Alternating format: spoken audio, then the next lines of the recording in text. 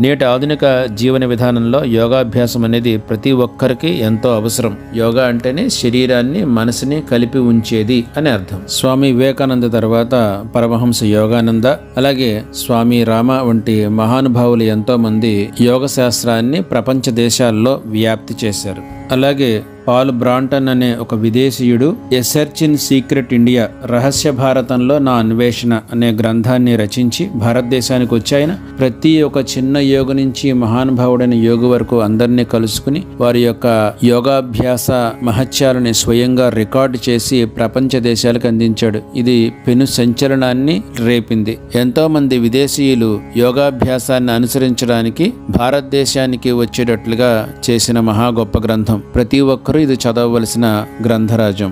మానవుడికి నిజమైన తోడు అతను సంపాదించుకున్న లేదా అతను కలిగి ఉన్న ఆస్తిపాస్తులు, బంధువులు, భార్యాబిడ్డలు వీరెవరూ కాదు. శరీరమే అతనికి నిజమైన తోడని చెప్పి యోగశాస్త్రం మనకు తెలియజేస్తోంది. శరీరం ఆరోగ్యంగా ఉన్నంత వరకే, లేదు శరీరం స్పందించినంత వరకే ఏ వైద్యుడైనా సరే వైద్యం చేయగలిగేది. శరీరం ఉన్నంత వరకు మాత్రమే మనం ఉంటాం. శరీరం ఒకసారి నశించిన తర్వాత ఎవరితోనూ ఎటువంటి బంధాలు ఉండవు. కాబట్టి దేహో దేవాలయో ప్రోక్తో జీవో దేవ సనాతనః అని మన సనాతన ధర్మం మనకి తెలియజేస్తుంది. దేహమే దేవాలయం కాబట్టి దీన్ని చెడు వ్యసనాలతోటి అలాగే తినకూడని వాటితోటి తిని పాడు చేసుకోకుండా యోగాభ్యాసం ద్వారా, ప్రాణాయామాది క్రియల ద్వారా శరీరాన్ని చక్కగా కాపాడుకుంటూ ఆత్మసాక్షాత్కారానికే ప్రతి ఒక్కరూ కూడా ప్రయత్నించాలని ఈ సందర్భంగా తెలియజేస్తూ మీ అందరికీ అంతర్జాతీయ యోగా దినోత్సవ శుభాకాంక్షలు. జై గురుదేవ దత్త.